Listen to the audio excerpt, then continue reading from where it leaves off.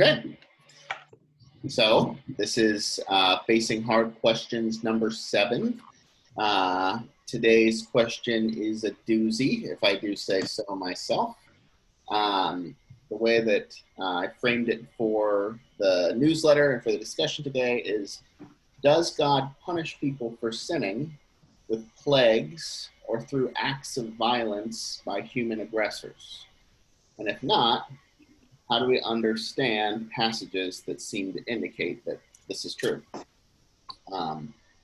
This is coming, of course, on the heels of us reading through Deuteronomy, when there is a lot of very strong language of God responding strongly to things that are happening. So I'm just going to read a little bit from Deuteronomy 28, starting at verse 1, a little bit of the blessings, and then some of the curses, and then we can discuss. But says, if you will only obey the Lord your God by diligently observing all his commandments that I am commanding you today, the Lord your God will set you high above all the nations of the earth. All these blessings shall come upon you and overtake you if you obey the Lord your God. Blessed shall you be in the city, and blessed shall you be in the field. Blessed shall be the fruit of your womb, the fruit of your ground, and the fruit of your livestock, both the increase of your cattle and the issue of your flock. Blessed shall be your basket and your kneading bowl. Blessed shall you be when you come in, and blessed shall you be when you go out. The Lord will cause your enemies who rise against you to be defeated before you. They shall come out against you one way and flee before you 7 ways.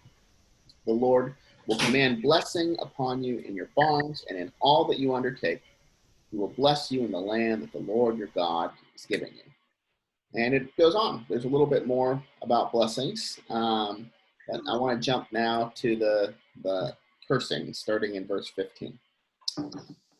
But if you will not obey the Lord your God by diligently observing all his commandments and decrees, which I am commanding you today, then all these curses shall come upon you and overtake you. Cursed shall you be in the city, and cursed shall you be in the field. Cursed shall be your basket and your kneading bowl. Cursed shall be the fruit of your womb, the fruit of your ground, the increase of your cattle, and the issue of your flock. Cursed shall you be when you come in, and cursed shall you be when you go out. The Lord will send upon you disaster, panic, and frustration in everything you attempt to do until you are destroyed and perish quickly on account of the evil of your deeds, because you have forsaken me. The Lord will make the pestilence cling to you until it has consumed you off the land that you're entering to possess. The Lord will afflict you with consumption, fever, inflammation, with fiery heat and drought, and with blight and mildew. They shall pursue you until you perish.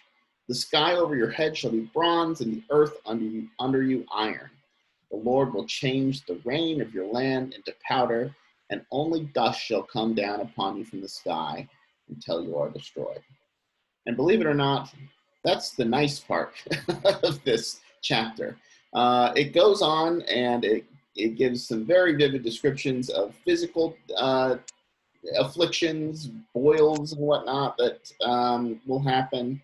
It talks about being brought into captivity, being deported from the land. It talks about a starvation that's so bad that people will turn to cannibalism and they'll eat their own children. Ugh. I mean, it's just an intense passage. And then in chapter 29, it comes back and offers this word of, but in the end, God will bring all of Israel back even after these curses. So that's a lot. Before I say anything, let's pause here and give you a chance to respond. How do you interpret this? What do you do with this? What does this mean to you? So to me, the biggest interpretive question is, who is speaking? Because if it was God saying, this is all going to happen, that's troubling. If it's Moses saying this as part of his big, long, endless sermon, it can be rhetoric. He keeps it sounds like, you just kind of keep repeating and banging it in. And But you know, a lot of people think that this was actually written or finalized or put into its current form in Babylon after the exile. And if you see it in through the light of people who have just been banished and are struggling with for a way to try to understand what has happened, you know, they thought they were the good guys. They thought they were doing what God wanted, and God was going to protect them forever. And look at this. How did this happen?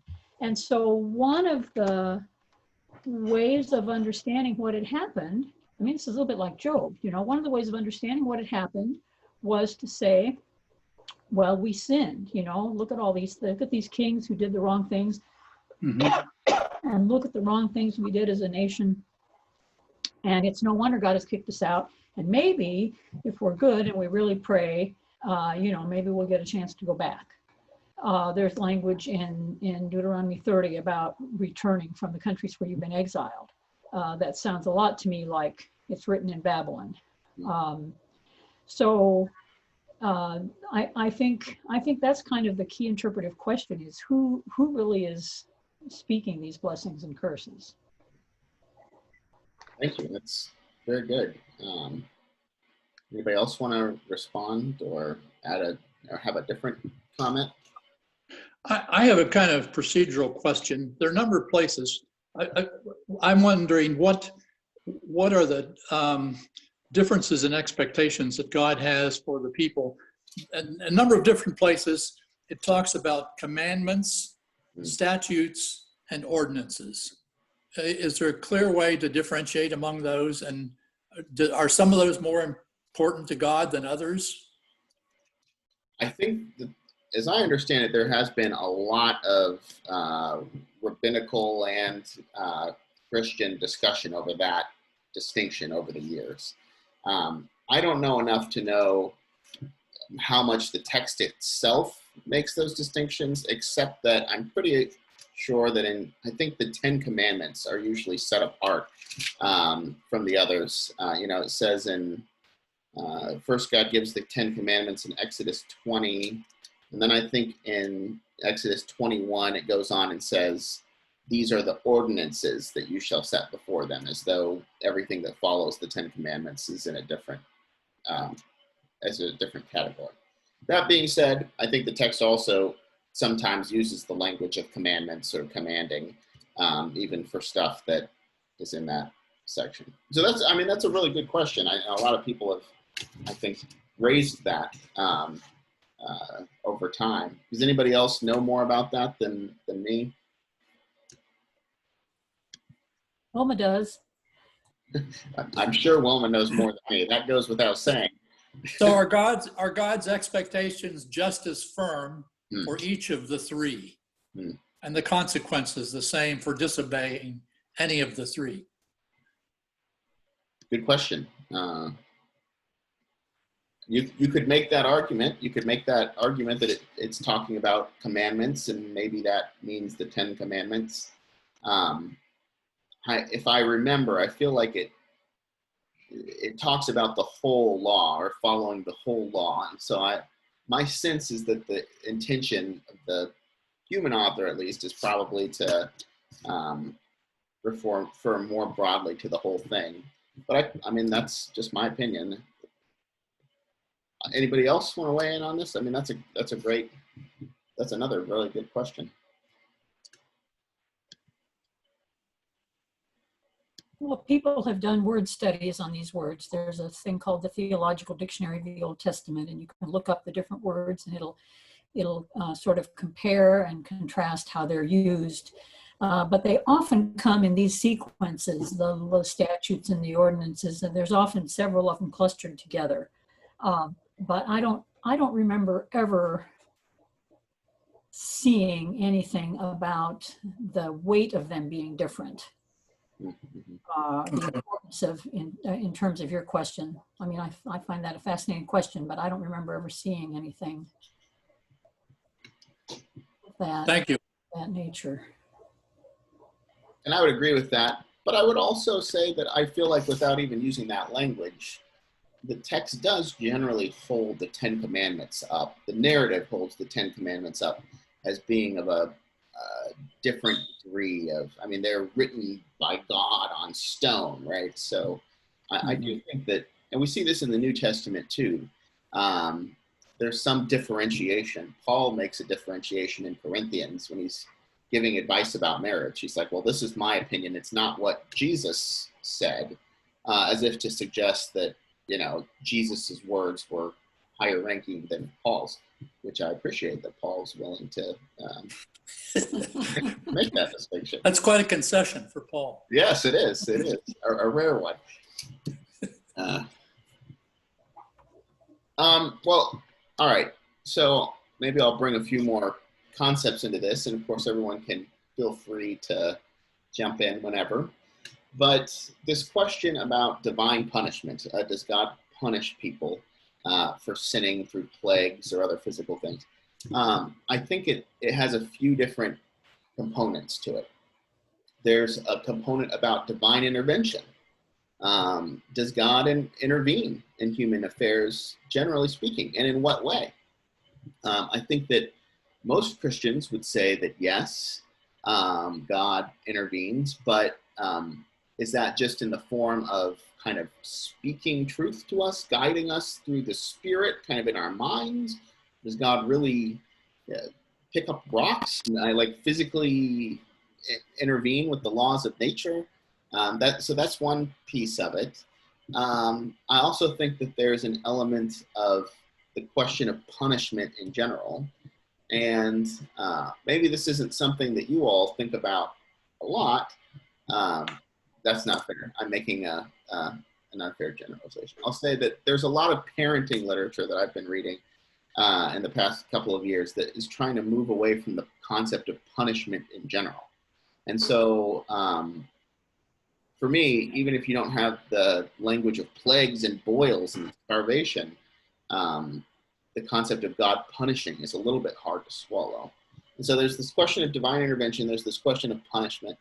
And then I think a little bit less explicit, but definitely a part of this, is this question of individual versus corporate responsibility, right? Because when God is punishing Israel, God is punishing an entire group of people for something that maybe only a few individuals or even a majority, but not all of the population are responsible for. And that's something that's really difficult for us in particular, from the United States, having this individualistic mentality to swallow.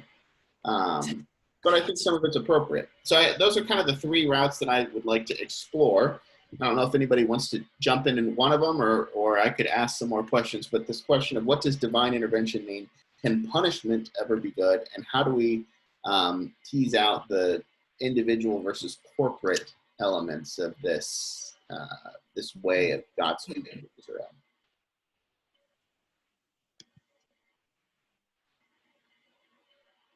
That was too much to give you at once. I'll just pick a direction, but you feel free to redirect.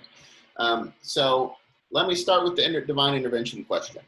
How do you view God as intervening or not intervening in worldly affairs? Does God, do you think God speaks out loud, guides, God kind of sits back and for the most part lets us figure things out? God occasionally or regularly intervenes in kind of miraculous physical ways. What do you think? I'm interested to hear your thoughts on this.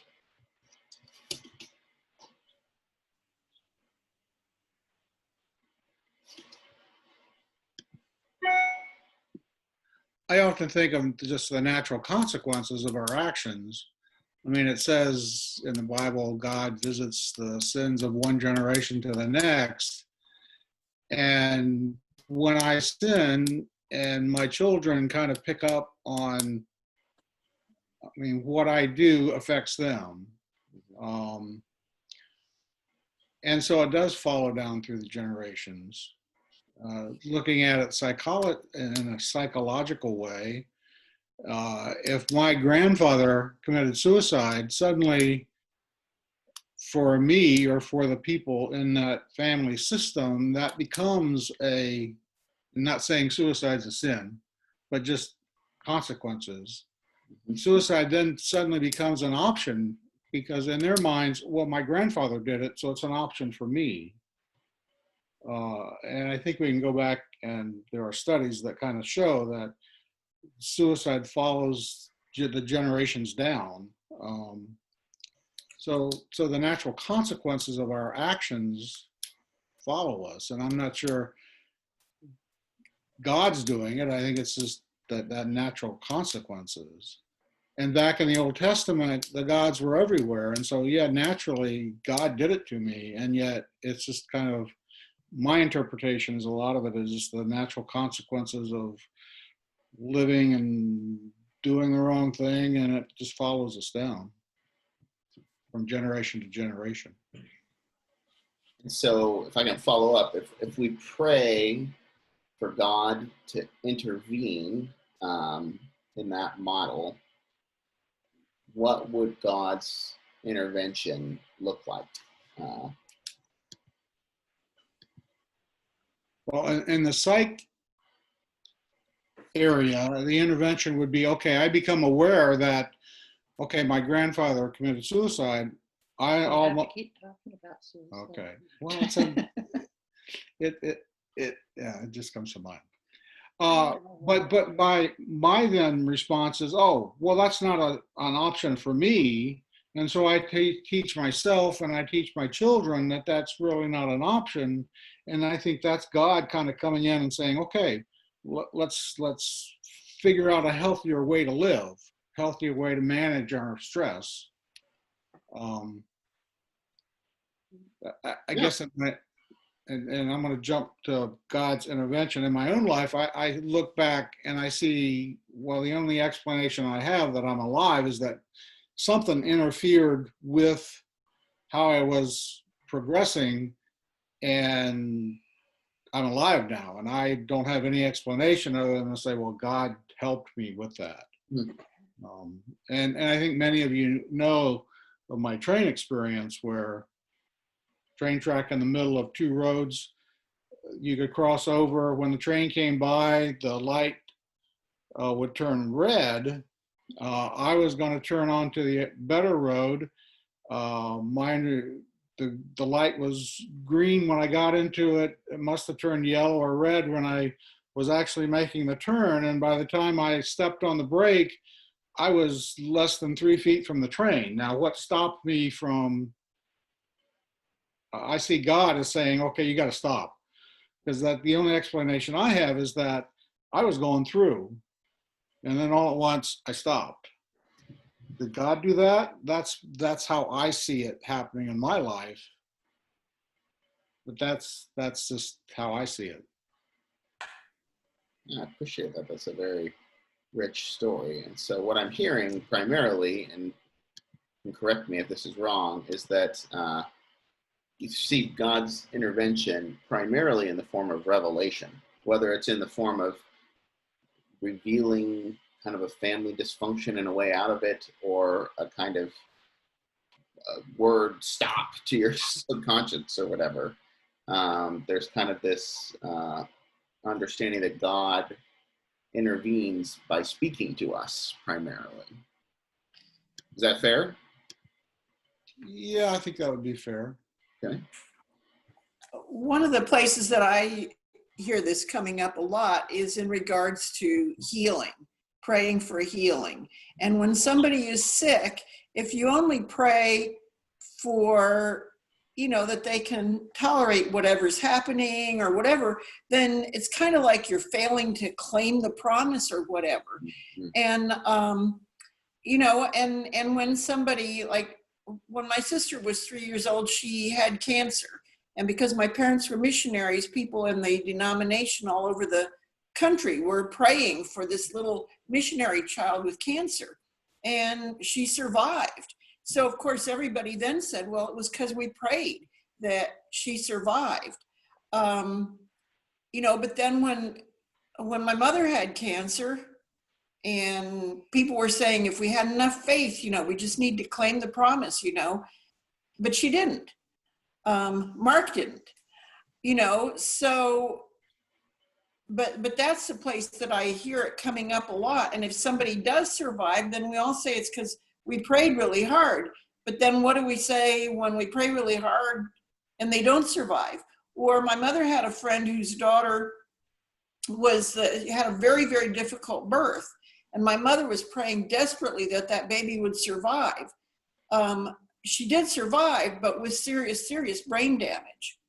And my mother felt like she talked God into keeping the baby alive, but I guess she just didn't go all the way and talk God into keeping the baby healthy or what, I don't know. But my mother then questioned whether it was a mistake for her to try to talk God into making the baby survive when the baby ended up with such bad brain damage. Thank you, Jean, both for the sharing and for the personal stories. This in particular is a very sensitive issue because I know that for a lot of people, praying and seeing God answer prayers in the sense of people being recovering unexpectedly from diseases or things turning around in a way that was out of our power, those are some of the most defining moments for some people's faith. And on the other hand, I know of people who have been deeply, deeply wounded by feeling like God didn't show up in response to a prayer. So what does that mean? I think this whole subject is going to get its own facing hard questions discussion at some point in the future. But Jean, you just did your ability to articulate both of those experiences, and so honestly and well, I just appreciate them. Anybody else want to respond to this this question of divine intervention and then how we reconcile it with the text? Is God does God bring about blessings? We read that passage about blessings, blessing the fruit of your womb, blessing what do you do with all that? Anybody else have any thoughts? Well, my mind was going off in another track, but could still go with that topic where praying according to God's will. I think what we're saying at the beginning is God is trying to explain his character, his will, the kind of people he wanted, and that it's reinforced that I want to shape reality this way, and these are going to be the consequences if you don't follow that. And I think about repentance, as I've always heard, is a change of mind. I can look in my own life and know that I was going one track because of what I was part of the society, the late 60s, early 70s. I just bought into everything, didn't discern or question anything. And then when I became a Christian, I was choosing a different, I call change of mind of how I looked at things, what was right, what was wrong. Is there such a thing as right and wrong, which in the relative society that I was growing up in, no, it's all relative.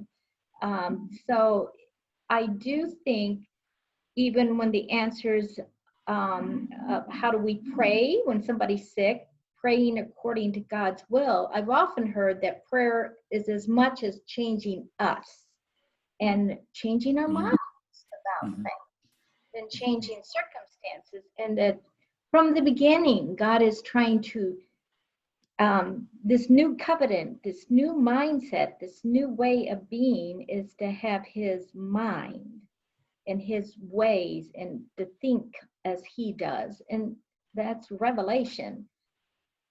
And ideally, the Holy Spirit helps us. And I know I had such a different reaction to the Bible once I went through a kind of surrendered attitude. Okay, maybe the way I figure things out messes up. Maybe I'll try to be open to the way God looks at things. That's very helpful. That's a helpful way to think about some of the value of prayer. So can I push a little more and say, do you think that you said it's as much about me as it is about God, but do you think prayers can move God to do something different than God would do otherwise? Or is it mostly just about prayers about us kind of acclimating ourselves to God's will? Well, I don't know why, but I'm thinking about this dialogue Abraham had with God Yeah. about Lot. Mm-hmm. So who changed? Did God change, or did Abraham have a new understanding of God's mind and will in this? But that was a prayer. Yeah. And the same with Moses. When God's ready to destroy the people, who changed? Did God change, or did God reveal something about himself?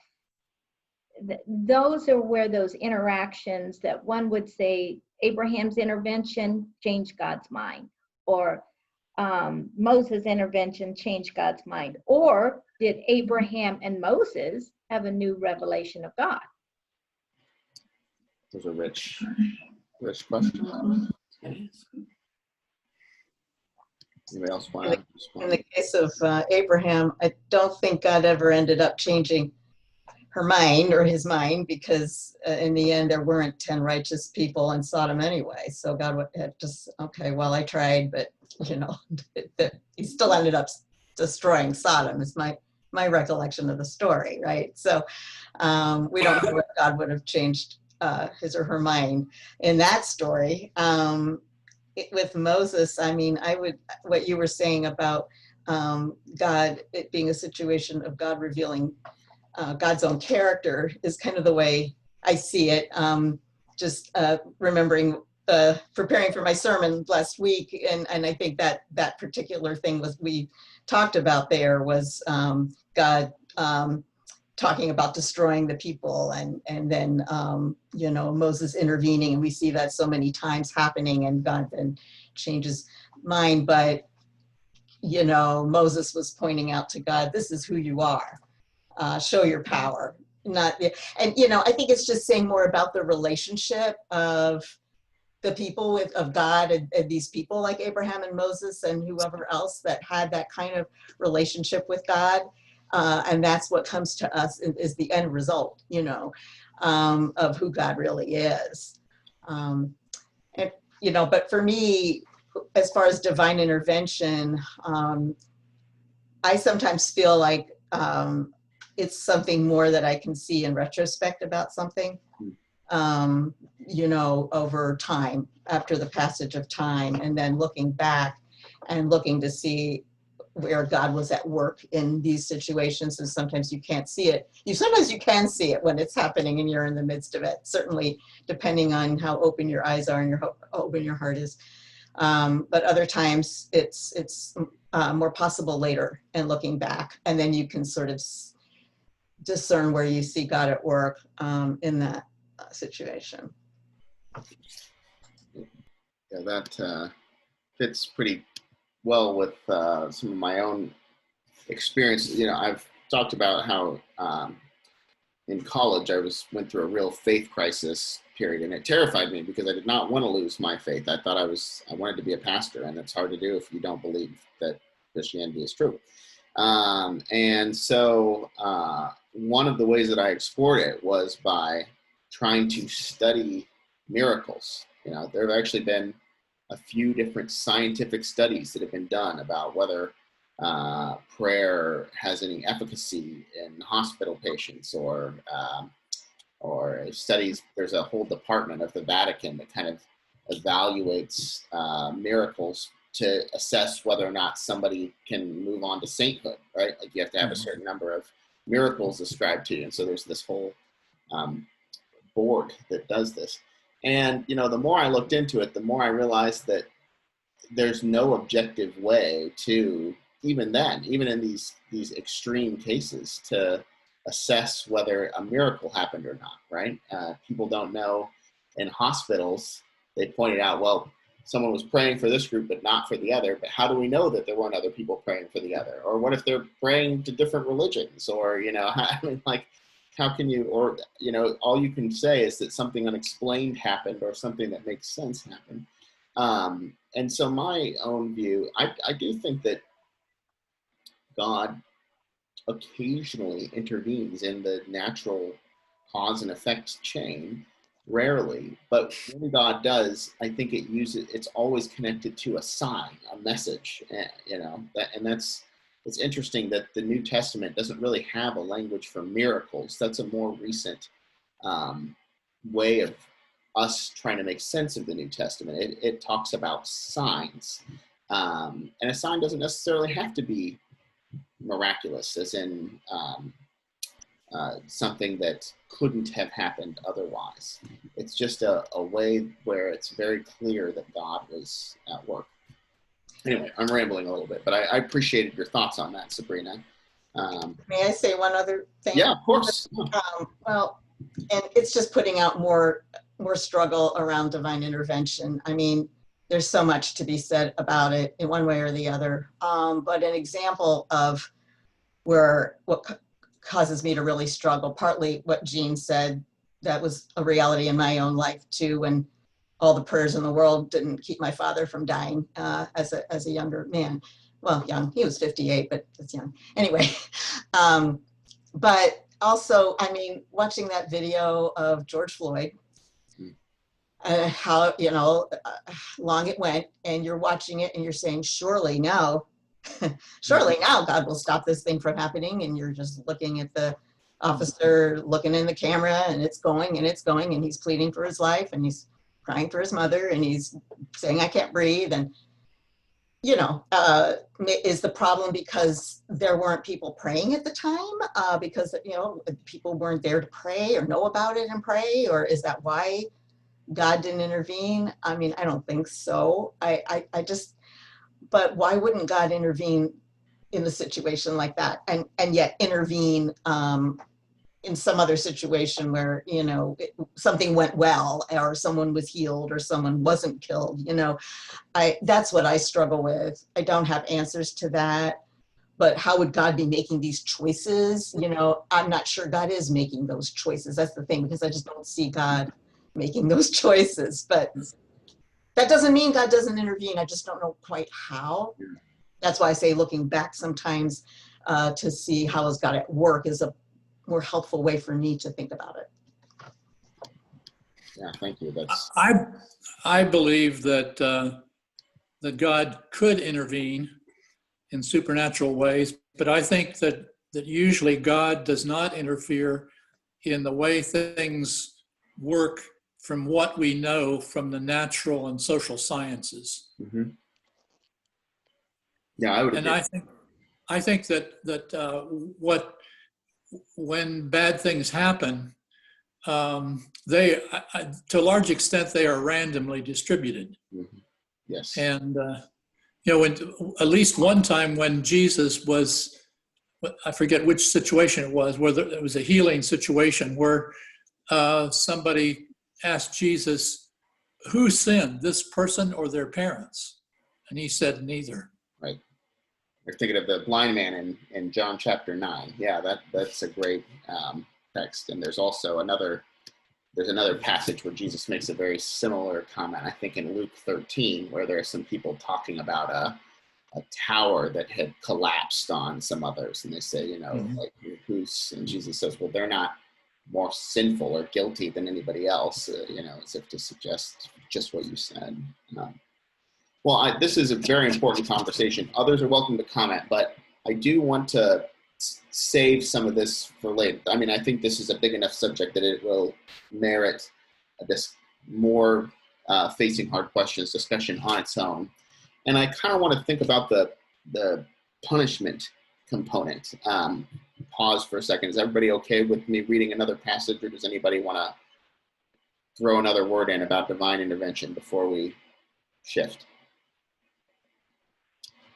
Going once, going twice. Okay. We're putting a pin in it. We're not closing the book on it. This is a big one. So I think another piece of this dynamic is that throughout Deuteronomy, and then also in Joshua and Judges and 1st and 2nd Samuel and 1st and 2nd Kings, I'm skipping Ruth intentionally because I'm not sure if you get the same dynamic in Ruth.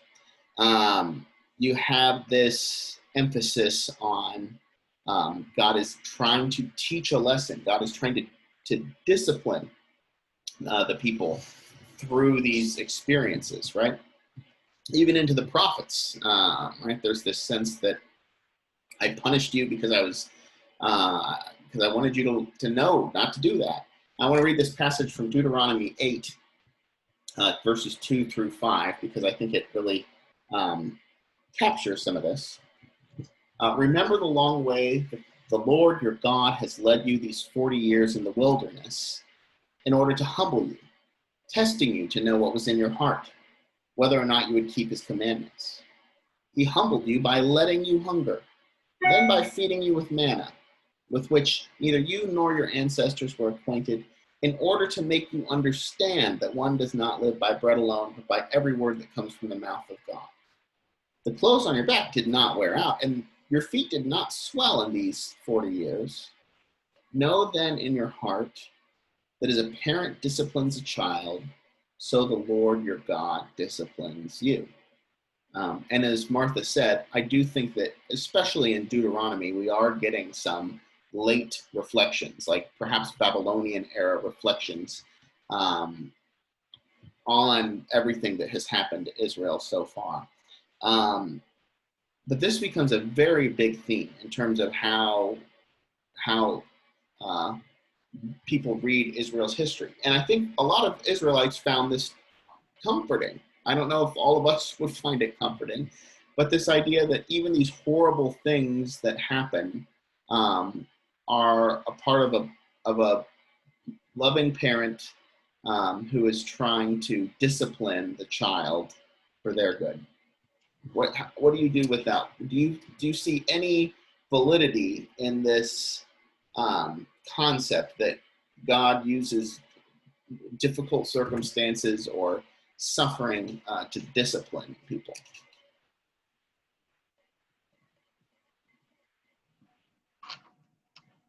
I definitely know this was a very real passage for me when I was a new Christian, that the Lord had opened this door of a fellowship in graduate school right at the time I became what I call surrendered to God. And I saw that door as opening as his guidance, how I was going to support myself, where I was going to live, how, it was only the tuition was going to be paid for. And I had to change from my background of being a lot more financially, what would I say, focused, where scared, nervous, to trusting this manna would show up. And it did over and over again in those years. I even went on a one-way plane ticket to Hawaii Campus Crusade for Christ, trusting God would provide a place to live, a job, food, and a plane ticket back. And he did, but not with tremendous kinds of faith things of surrender. And it totally, totally changed my way that being self-sufficient, and it's out of my own strength. And I've been really enjoying reading this information that they're going to use in baptism about holy war. I mentioned to you that got me most convinced that the whole goal, God was saying, trust me, depend on me, let me fight your battles. And it was such a contrast to the self-sufficient, leave God out of your life kind of way I was raised. And God helps those who help themselves. Well, that's not in the Bible, but I didn't know. So I do think God used that humbling and testing me and trusting him in a very, very personal way there, that it was a repenting, a change in my mind of how I was raised. Yeah, that's a powerful story. Anybody else saying something there? Am I just getting a weird echo? I'm hearing myself in. That's a really powerful story. It does suggest more the reward side of it, right? Like God can guide us through answering, by providing the manna. Maybe reward isn't the right word. Well, I can, that one-way plane ticket that I went on, I went through 5 different jobs. He didn't reward me with one. I was stringing puka shells till they ran out of puka shells and lost that job. I did a 2-week filling in for somebody's vacation till they came back to their back from vacation. I did a passing out leaflets for a weekend job till that was gone. And my last one was through fellow other Campus Crusades, got me on working at cleaning out as a cleaner for the naval base of Pearl Harbor, where my job was cleaning toilets. And I got to the last Sunday, and I had paid for my ticket to get back, but I couldn't pay for the hotel. And we were at a church. There were 5 of us students, and they took up a collection offering for us. And it wasn't my decision. And of the 5, once they gave it to us, these 5 people decided who had the greatest need, and it was me to pay off my rent for the hotel. I mean, those were humbling, extremely humbling. It wasn't prosperity gospel. I didn't, with all those jobs, particularly, I got really good at knowing how to use pumice stones and toilet bowls, but it was God's provided. Well, thanks. In regard to punishment, when I was reading all those child rearing books many years ago, the thing that was really being encouraged was using natural consequences for discipline. And I think a lot of times for us in our own lives, when something that we do wrong results in some bad outcome, we see that as, well, that was the natural consequence. But that might be a form of discipline too. I mean, as parents, we would use a natural consequence for a discipline, or try to bring a natural consequence into to be part of a child's discipline. And it may be that we need to reframe God's punishment to being more the use of natural consequence to discipline. Yeah, I really appreciate that. I also am drawn to the natural consequence model.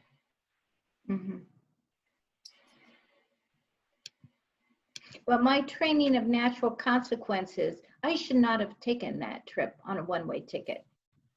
My background was, you have it paid for before you go out, you have a plan, you have some place to stay, and you have a job set up. And for me, it was just, can you live by faith? And I was changed by that.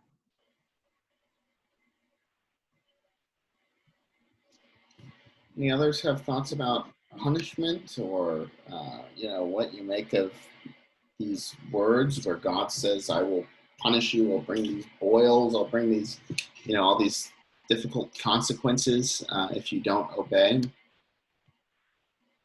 So when it's natural consequences, if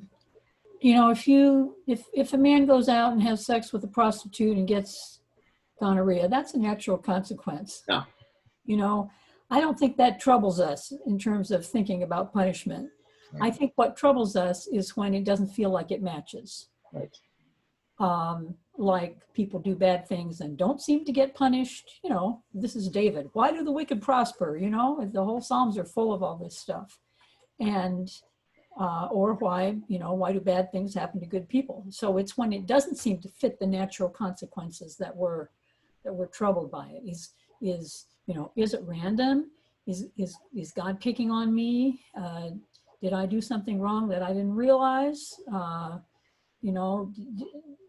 Job's friends saying, you must sin somehow. We really try to wrap our heads around and understand why is this happening? Why did Denny die? Why did Mark die? Why? And there is something comforting in thinking that somehow, you know, God has a plan that we can't see.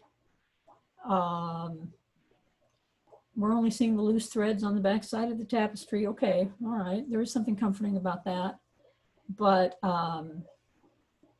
still not fully satisfying. Yeah. I'd like to understand better why, and than we do. Well, I read a recent Facebook and it said, that is why we have this COVID virus, because we have been sinners in in the world. Yeah. Thank you, Arlene. I mean, there are people who still argue that way. Oh, and it was really a very forceful one. Yeah. Yeah, and that, I mean, that's a situation where I would say it doesn't match, and I don't really have put any credibility in this idea that things like the coronavirus are punishment from God, but sometimes the Bible talks that way about things that happen to people. You know, pestilence is one of the things that's named in this passage that we read, right? And I agree, Martha, that's the stuff that I don't think we can just gloss over very easily with all these distinctions about maybe more natural consequences or God's passive punishment, because it doesn't always line up.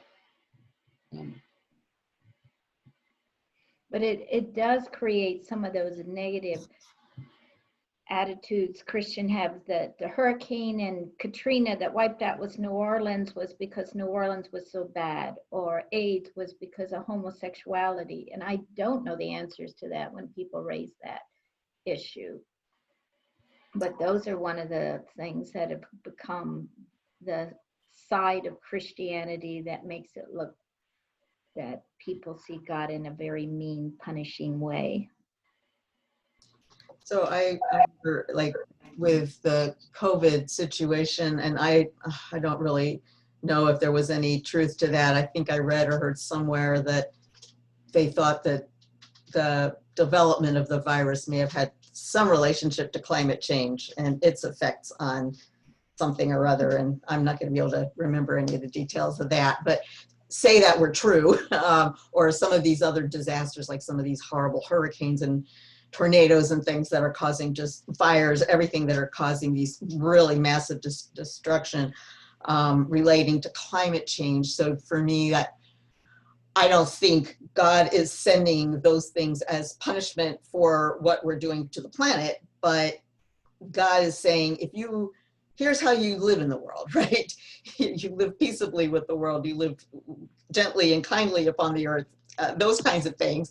And so if we just trash the earth and harm it the way we have, then the results may well be things like COVID or horrible, natural disasters that result in many innocent people, dying. So like, even looking back at the people of Israel and destruction of Jerusalem and all those horrible things that ended up happening to the people, supposedly for their disobedience and following other gods and sinning.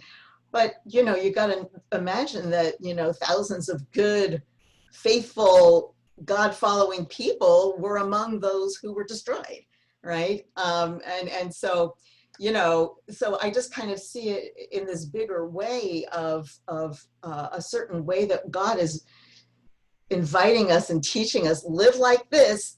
These things are not likely to happen. Don't live like this. Follow, many people will suffer. The children of the people who suffer, like they're not to blame, the generations down the line. And yet they are often the ones that physically, spiritually, emotionally will suffer as a result. So, I mean, it's a bigger thing than to say God directly sends the punishment to those specific people. Right. And that's a good tie-in to this last piece that I was hoping to bring into this kind of individual versus corporate element of this conversation. Because I think that when God is talking about Israel and these things as punishment or whatever, the emphasis or the assumption is that God is talking about the community as a whole. And that's not necessarily how we typically tend to think, right? Because communities do have culture. They have a kind of personality, you know, like there's certain realities in them. And so I think that a lot of times when God is speaking about something like a plague being discipline, well, maybe the community as a whole can learn from that. It's hard to see how it would be discipline for an individual who dies from the plague, right? There's nothing constructive that that comes out of that kind of discipline for somebody who dies in the end. But I don't think that the Old Testament is unconcerned with individuals either.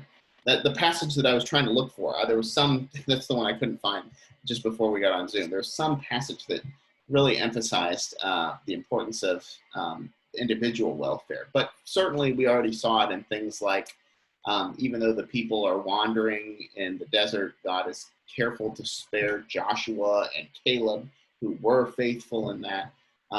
Every once in a while you hear these stories of people, Moabites or Edomites, whom God kind of spares and reaches out to.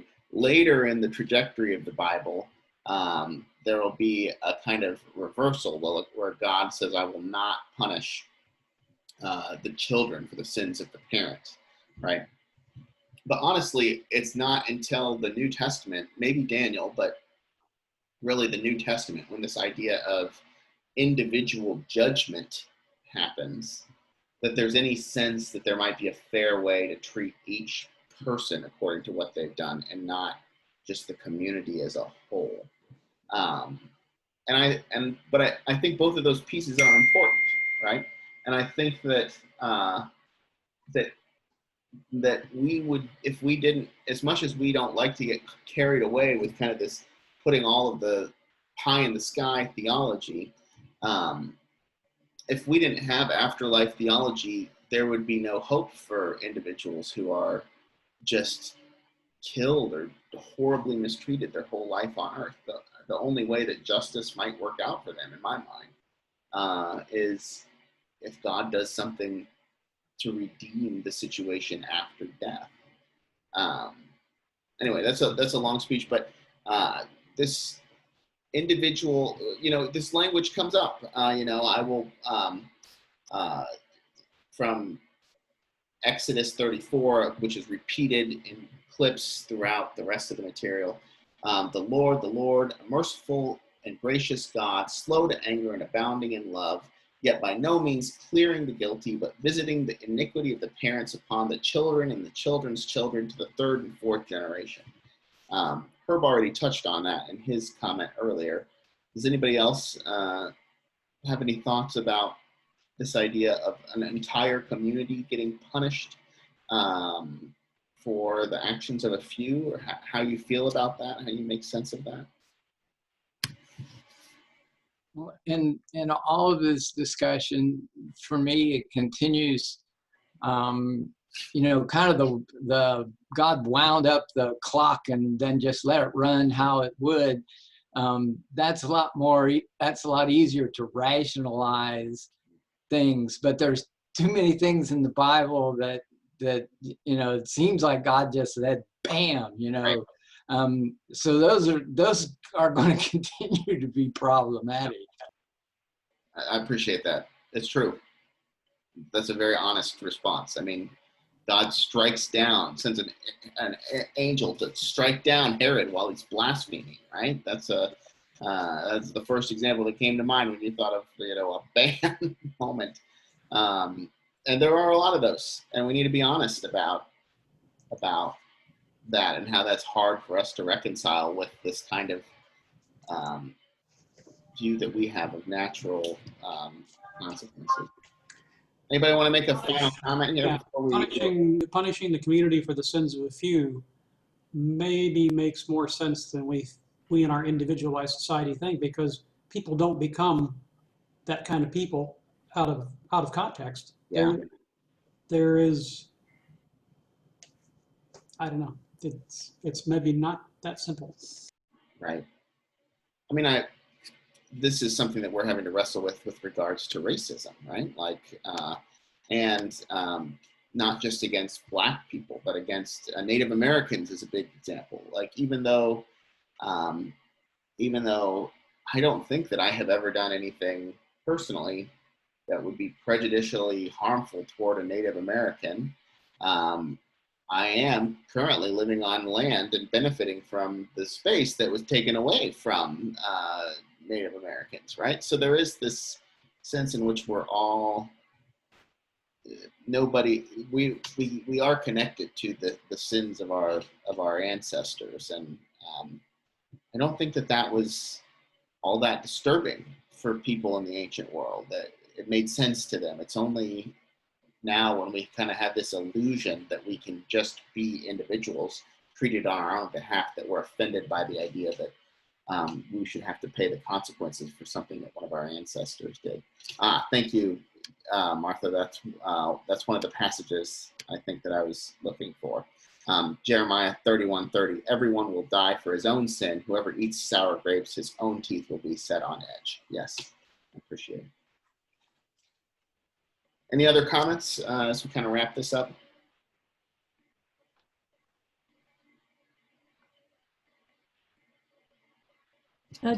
Just a side comment sort of about individual and corporate. You know, Paul got out of prison through an earthquake and then baptized the jailer and his whole household. There certainly are examples like that in a positive sense of a whole community, where you're not asking the individuals what they think, but a corporate decision is made. Yeah. You had to cite the one passage that really challenges the notion of adult baptism in the whole Bible, didn't you, Martha? So. No, I'm not kidding. That's a different topic. Well, that's good. Keep wrestling with this stuff. I don't know if anything here was satisfying or not for you all, but I do feel like as a group we move in a certain direction in these conversations, and it's helpful for me to have these conversations with you, and I just appreciate being a part of a church that can face challenging questions. So, all right. Thank you. Thank you, Brian.